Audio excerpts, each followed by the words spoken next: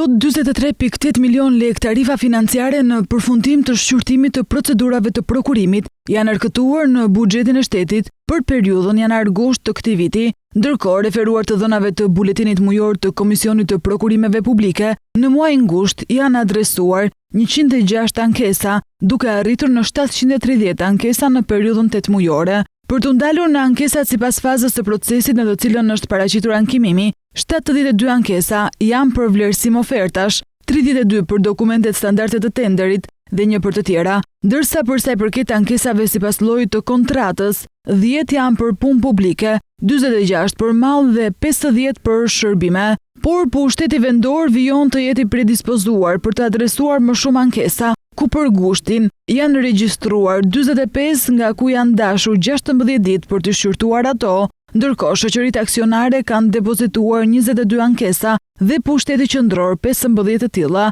nga ku është dashur 17 ditë përkatësisht për të shqyrtuar ankesat, ndërsa të pavarur kanë regjistruar vetëm 7 ankesa. Por si paraqitet situata financiare për sa i përket procedurave tenderuese, për të ndalur në tarifat financiare të arkëtuara si garanci për procedura prokurimi, në muajin gusht janë 20.2 milion lek, ndërsa në periudhën 8 mujore janë rreth 162.3 milion lek. Ndërkohë tarifa financiare të kthyera ndaj operatorëve ekonomik në përfundim të shqyrtimit për muajin gusht janë përllogaritur 8.7 milion lek, ndërsa për periudhën janar-gusht janë rreth 94 milion lek.